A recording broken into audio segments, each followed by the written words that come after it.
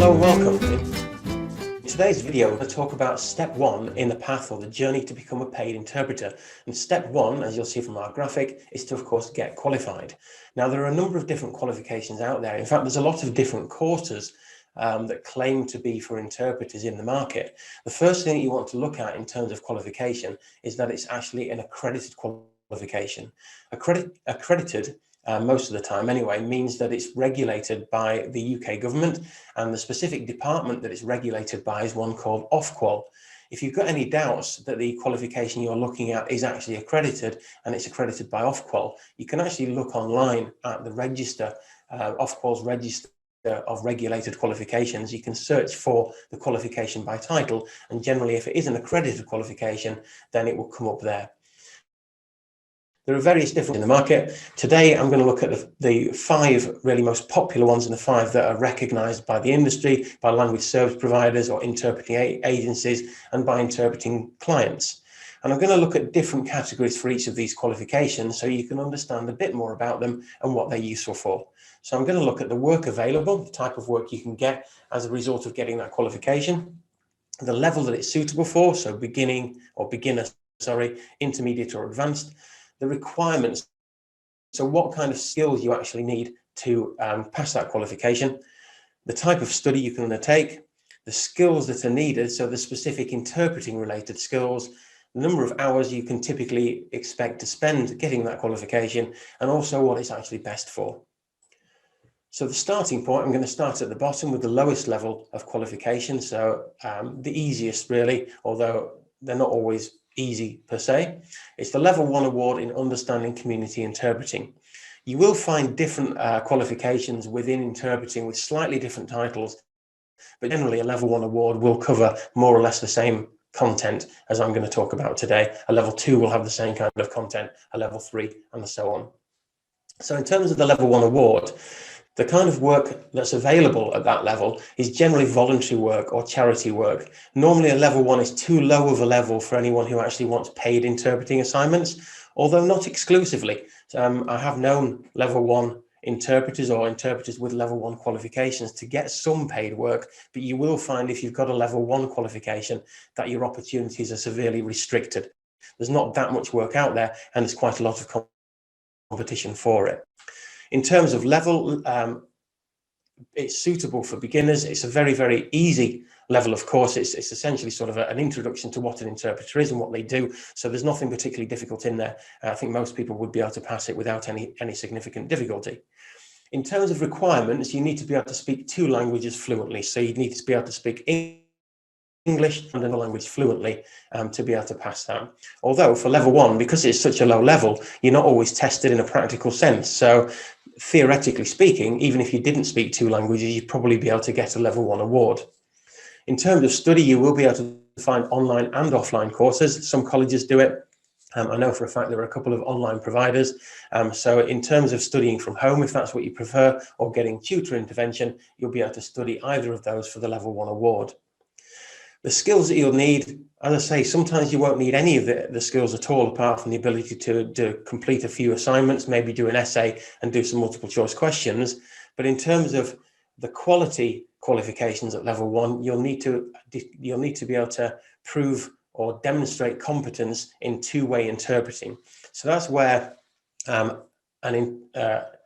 if you think about a professional conversation between a professional and let's say it's a doctor's surgery, so a doctor and a patient, then the way that works is the doctor would say something, the interpreter would interpret it into the other language, then the patient would say something in that other language, the interpreter would interpret it back into English, and the conversation will proceed as so.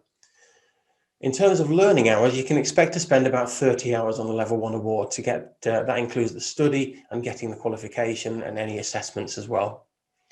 And it's best for charity or voluntary work. So level 1s are very useful for people who are maybe doing interpreting as part of some charity work they're doing, or part of volunteering, or maybe just as a hobby or helping friends and family. It will teach them the basics of what they should be doing, but it doesn't really go into any depth or prove that the interpreter is competent in particular work situations. The next qualification up is a level 2 certificate in community interpreting. it's also suitable for voluntary. So it's very similar to the level 1 award in many ways. The level is the same. So again, it's suitable for beginners. A requirement again is to speak 2 languages. Again, you'll be able to find online and offline study for that one.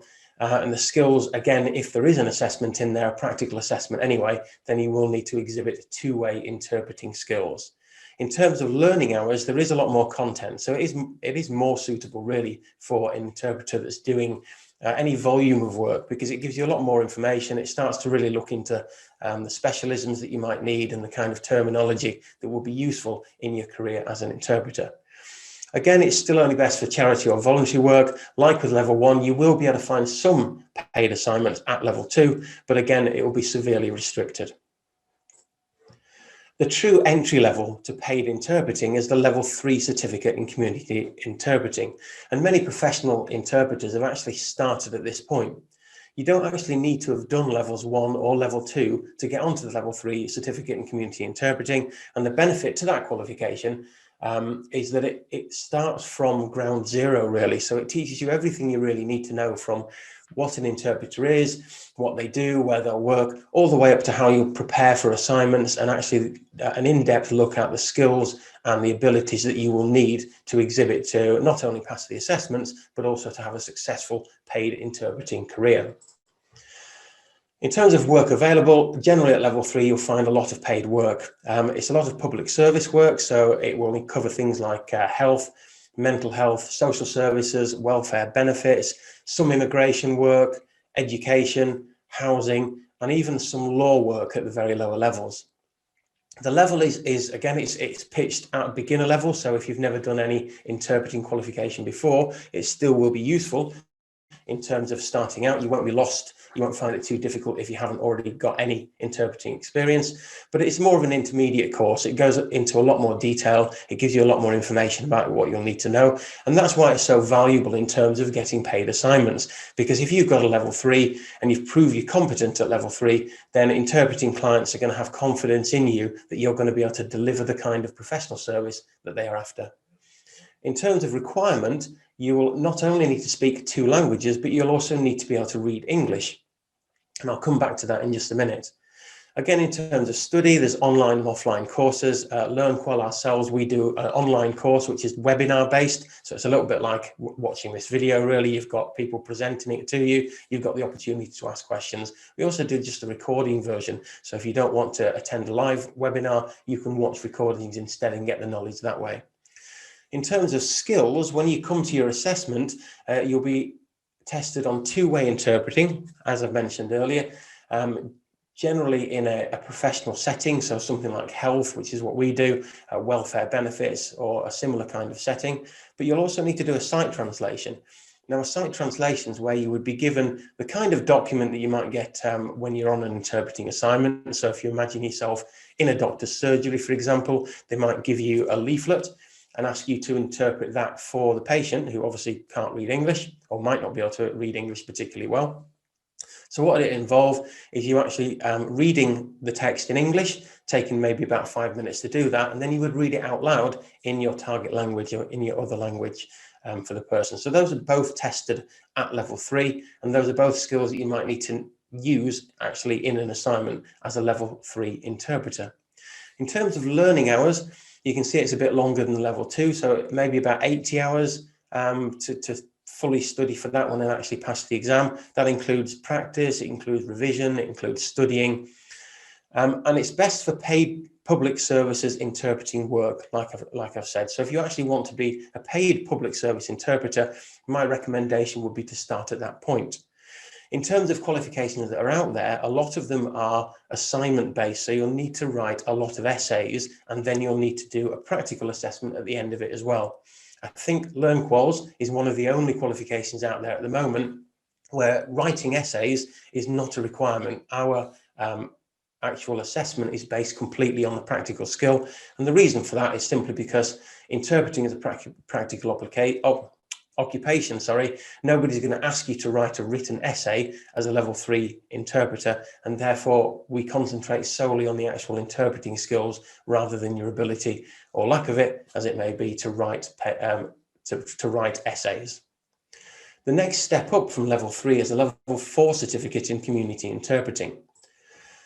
In terms of the work available and the differences from level 3 to level 4, there isn't really any difference in the kind of work that you would get.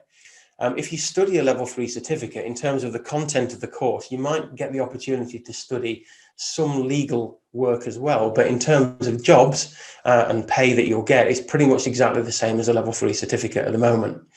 So the work available is paid, of course. It's more of an intermediate qualification, so it goes even more into depth than the level 3 does. And the requirements are pretty much the same as level 3, so speaking 2 languages and being able to read English. You'll be able to study on or offline, depending on what your preference is.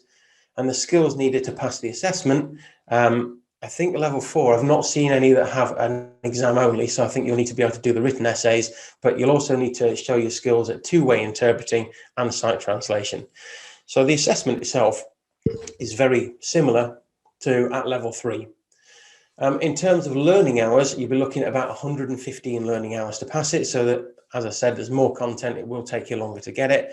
And in terms of what it's best for, again, it's paid public services interpreting work. The top level of interpreting qualifications is the level 6 Diploma in Public Service Interpreting, which is also known as the DPSI for short. There isn't actually a level 5 diploma or certificate or award in interpreting that I'm aware of, and really there doesn't need to be one, because in terms of jobs, level 3 gets you access to all those different public service jobs that I've already mentioned, whereas level 6 represents the next step up. So that will allow interpreters with that qualification to work in legal settings, such as a lot more immigration, courts, police, and prison and probation. So the work available is paid. The level is advanced, so it's a lot more in depth. And when you start to talk about the law or law as a specialism, then you can understand why, because it is a bit more complex than some of the other topics that you learn at lower levels. In terms of the exam, you'll not only need to speak 2 languages, but you'll also need to be able to read in 2 languages. So when you do the sight translation, it's from English, but it's also from the other target languages.